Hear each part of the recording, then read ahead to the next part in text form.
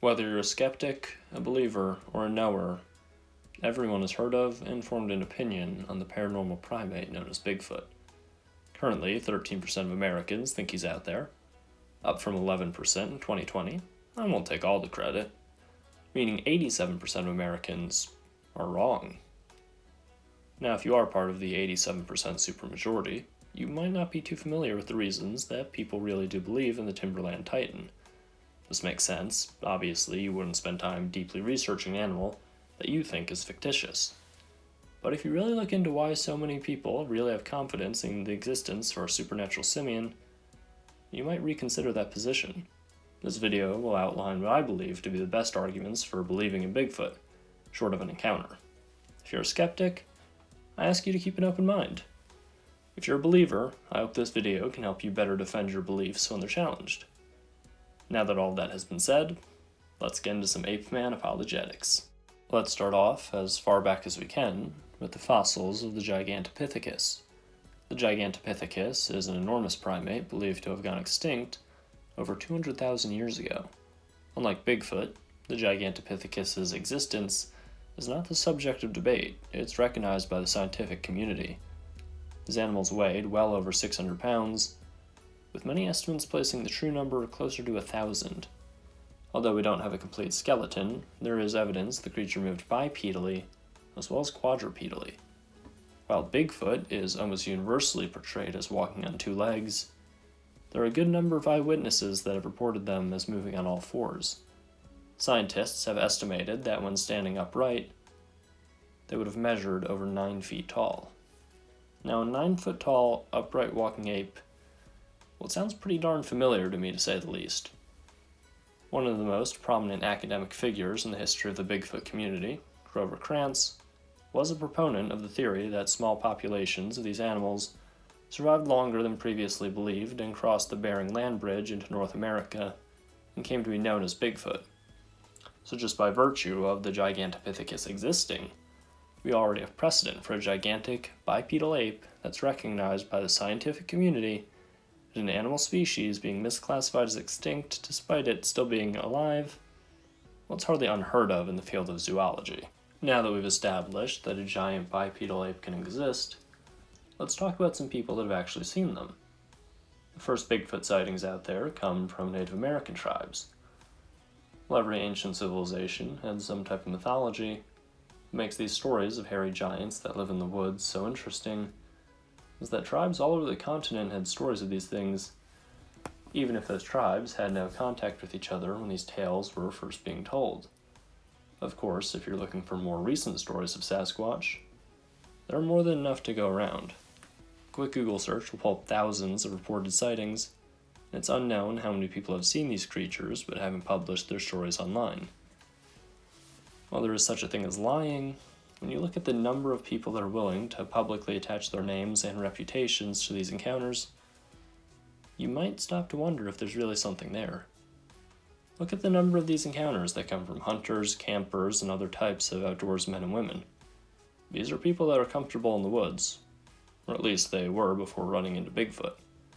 They are not people that misidentify a bear standing on 2 legs for a gigantic bipedal ape man, despite what many skeptics like to say. Contrary to another claim that gets made a lot, there's often very little money or positive attention to be found in going public with a Bigfoot encounter. Although liars, pranksters, and hoaxers exist, there isn't really that much of an incentive to lie about a Bigfoot sighting. And there are even a few celebrities that have claimed to have seen the big guy. Survivor Man's Les Stroud and actor Rob Lowe, just to give a couple of examples. He's called Bigfoot for reasons. The next piece of evidence I want to bring up are the Bigfoot tracks that have been seen, photographed, and turned into plaster casts. When you have an 8-foot tall, 700-plus pound ape man roaming North America, he's going to leave behind some pretty big and deep footprints. What makes many of these tracks so interesting are details such as their dermal ridges, mid-tarsal breaks, non-human gaits, and the sheer amount of weight that would have to be applied to the ground in order to create these footprints. Many of the tracks that have been attributed to Bigfoot would require a knowledge of primate anatomy and a level of attention to detail that'd be very surprising to see a hoaxer possess. One of the most famous examples of these prints The Cripplefoot tracks were discovered on November 24th, 1969 in Washington state. The tracks appeared to be from a gigantic bipedal primate that seemed to have suffered some type of injury. Over 1,000 of these footprints were found, and the two most prominent Bigfoot researchers in the scientific community, Grover Krantz and Jeffrey Meldrum, both stated that they are the genuine article. Another piece of Bigfoot evidence that's being collected over time are the vocalizations that these creatures are said to emit. There are the howls that are often portrayed in pop culture. It's from a noisemaker I bought at the beach for $15.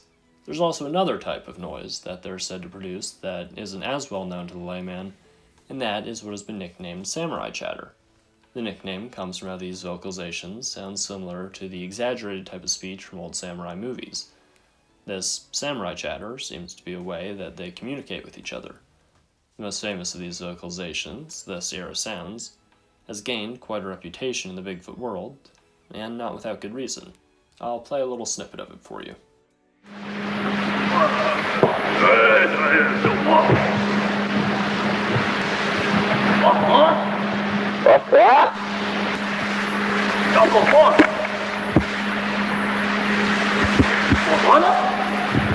Now, while there are numerous audio recordings of alleged Bigfoot vocalizations that don't match any known animal on the planet, what's really interesting about the Sierra Sounds specifically is that it's been analyzed by multiple linguistics experts, and many of them have concluded that whatever is being said, it is an actual language that's being spoken. What exactly is being said remains anyone's guess, but creating an actual structured language seems like a lot more work than a hoaxer would be willing to put into an attempt at fooling others. Another interesting detail that's been reported is that people who have played the audio with their dogs present have had their four-legged friends respond to it with an intense and primal level of fear, almost as if it's awoken some type of ancestral memory. Now, given these reactions, I wouldn't recommend trying to replicate this. I don't think dogs would ever do that to us. One of the most common arguments brought up by Bigfoot skeptics is the fact that despite all of the sightings, we have yet to actually produce a body. Well, there are a few reasons for why this is the case. First of all, the Bigfoot population in North America is in all likelihood very small, and sightings aren't that common to begin with. There are thousands a year, but that number seems a lot less impressive when you remember the USA alone has over 300 million residents. The BFRO, Bigfoot Field Researchers Organization, places their population estimate for America at somewhere between 2,000 and 6,000. This makes sense. In the wild, the further up the food chain you go, the smaller populations get, and you can't go much higher in the food chain than Bigfoot. In North America, there are over 55,000 brown bears. There are over 600,000 black bears. When's the last time you found a bear's body or bones in the woods? If you're more of an indoor cat, maybe ask someone that isn't and see what they say. Ursine remains just aren't a common sight, even if seeing live bears isn't all that rare. This isn't because of their relatively small population, which is still over 100 times our hypothetical Bigfoot population on the high end. It's also because animal carcasses don't last very long in the forest. Things like scavengers, weather, and the acidic soil there will make them disappear much quicker than you might think. Another type of evidence that needs to be brought up is the photographic and video evidence that's come out over the years.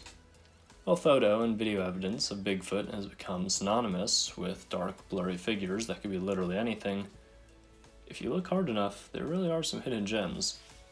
Pictures such as the Jacob Trail Cam photos, the 2009 Ontario Bigfoot photos, and the Mayaka Skunk Ape pictures, just to give a few examples.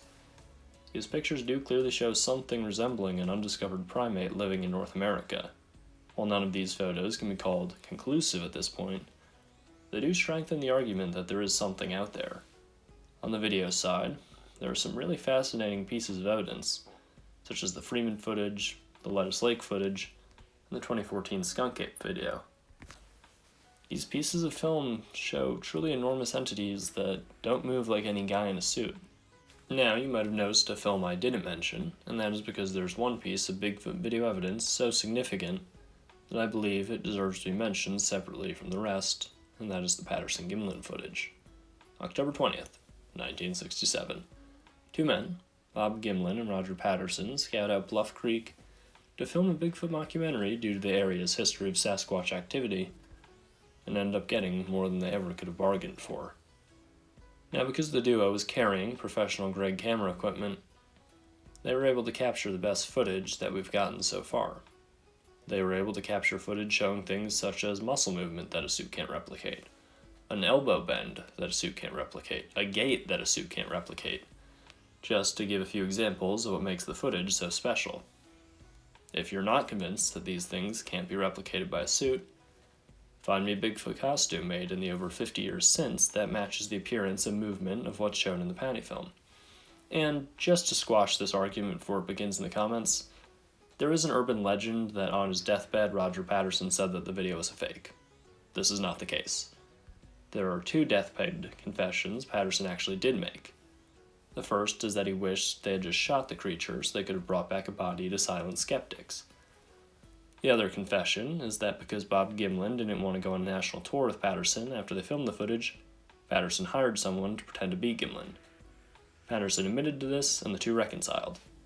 To this day, Bob Gimlin has never recanted his stories. So, do you believe in Bigfoot?